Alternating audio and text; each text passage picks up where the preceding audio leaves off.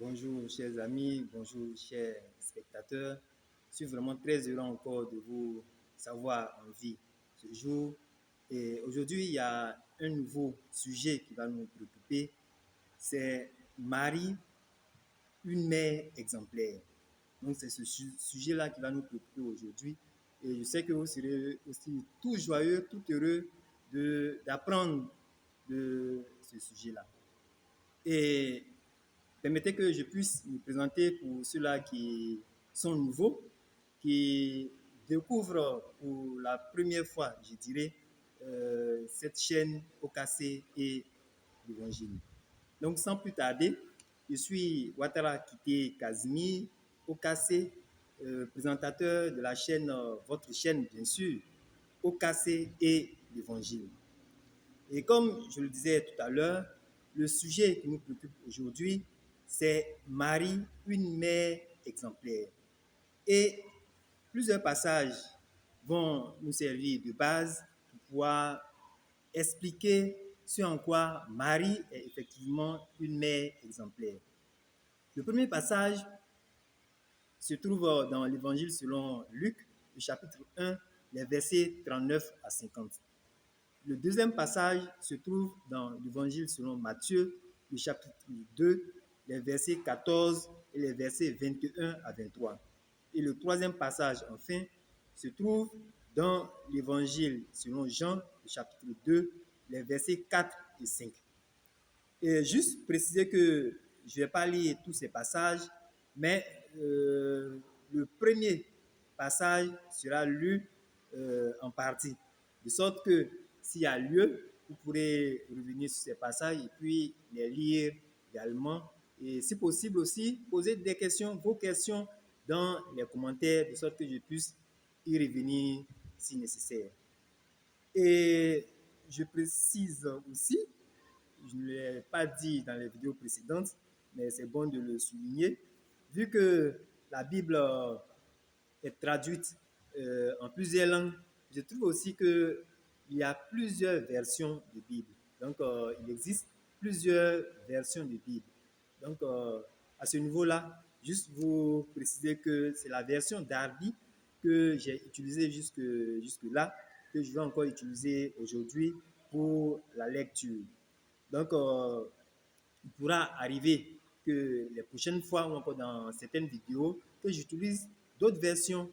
Mais pour l'instant, nous allons utiliser la version Darby. Et donc, le premier point qui nous intéresse, c'est l'obéissance de Marie à Dieu. Et nous pouvons le constater que dans l'Évangile, selon Luc, le chapitre 1, les versets 39 à 50, il y a une partie où Marie a dit quelque chose après qu'elle se soit rendue chez Élisabeth, qui est la mère de Jean, celui-là qui devait venir préparer le chemin de Jésus, je dirais de Jésus sur la terre. Et là, après qu'elle se soit rendue, après que Marie se soit rendue chez Élisabeth, il est arrivé que Marie a dit ce qui suit, suite à l'intervention, bien sûr, de Élisabeth. Marie a dit, et cela se trouve à partir du verset 46 de l'Évangile selon Luc, le chapitre 1, et Marie dit, « Mon âme magnifie le Seigneur, et mon esprit s'est réjoui en Dieu, mon Sauveur, car il a regardé l'humble état de son esclave. Car voici, désormais, toutes les générations me diront bienheureuse. Car le puissant m'a fait de grandes choses, et son nom est saint, et sa miséricorde est de génération en génération. » Je continue. Car voici, désormais, les générations me diront bienheureuse, car le puissant m'a fait de grandes choses, et son nom est saint, et sa miséricorde est de génération en génération sur ceux qui le craignent. Voilà. Donc, c'est un peu le passage qui est là. Donc, nous voyons que là, Marie était vraiment obéissante à Dieu. Nous voyons son obéissance entière à Dieu dans ces passages. Donc, un exemple donc pour toutes les femmes, je dirais, et aussi pour toutes les mères, oui, de sorte que cette crainte qui a marqué Marie dans le temps puisse aussi marquer chaque maman, chaque mère, chaque femme, et cela à la gloire de Dieu. Oui, certains pourront dire que, mais je crains Dieu, mais je ne vois pas la bénédiction que Marie a ici. Il n'y a pas lieu de penser que Dieu t'oublie. La crainte de Dieu est toujours aussi récompensée au temps voulu par Dieu lui-même. Et à ce niveau-là, c'est de patienter de sorte que Dieu puisse récompenser l'obéissance de toute personne à son égard au moment opportun, au moment voulu de lui-même. Et il est certain et clair que toute personne qui craint Dieu, et cette personne-là, Dieu ne l'oublie pas. Et cette personne-là sera effectivement récompensée, bénie par Dieu lui-même, comme Dieu lui-même le veut, au temps voulu par lui-même. Donc, un exemple pour toutes les femmes, pour toutes les mères, à pouvoir être obéissantes à Dieu. Passons maintenant au deuxième passage, au deuxième point. C'est la soumission de Marie à Joseph, son époux.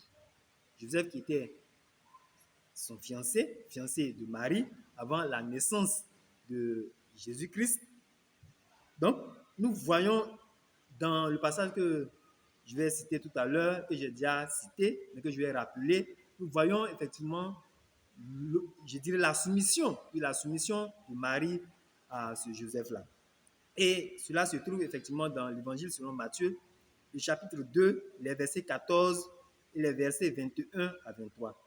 Là, je vais expliquer, je ne vais pas lire le passage, mais je vais expliquer. Il est arrivé que quand Jésus est né, le roi Hérode, il cherchait à faire tuer Jésus.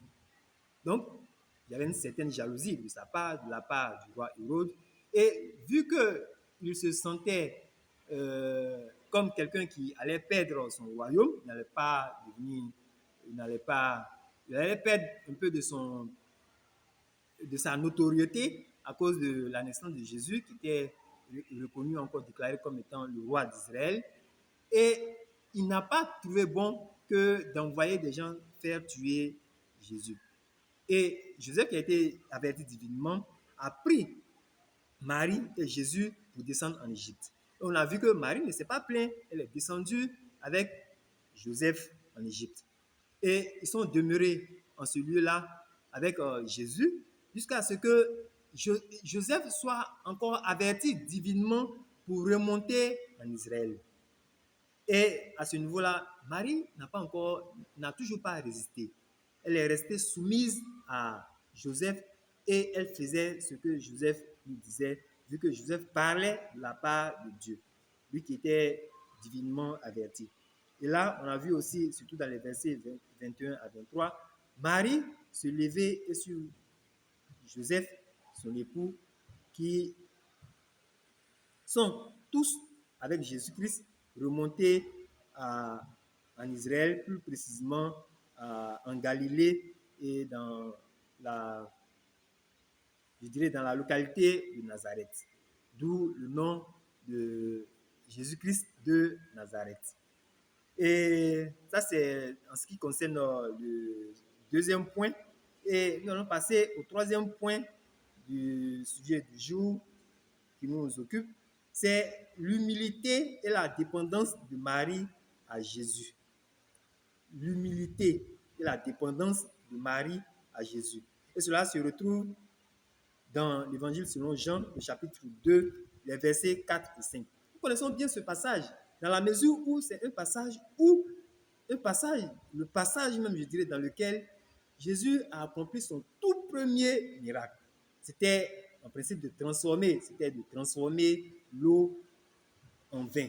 Et là, quand les serviteurs du lieu de l'hôtel dans lequel ils étaient, vu qu'ils étaient à une noce, la noce à Canaan, la noce qui avait lieu à Canaan ce jour-là, quand les serviteurs du lieu sont venus voir Marie en tant que mère physique de Jésus, cette dernière, c'est-à-dire Marie, s'est approchée de Jésus pour lui parler du vin qui était fini, dont les serviteurs lui ont parlé.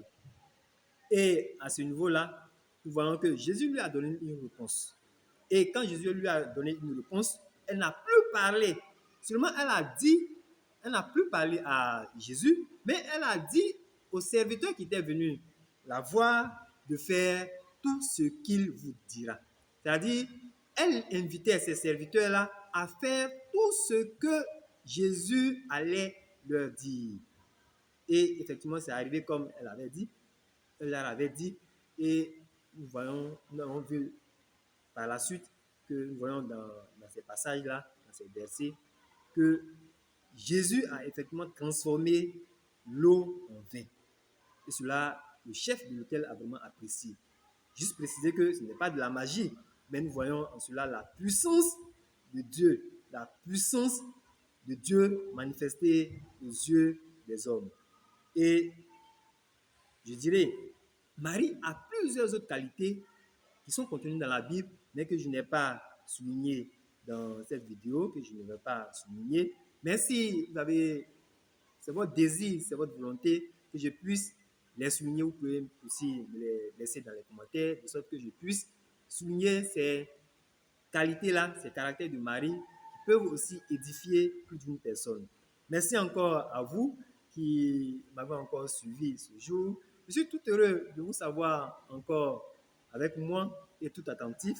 Et j'espère bien que cela vous a plu et que vous avez tiré effectivement plusieurs enseignements de cette vidéo.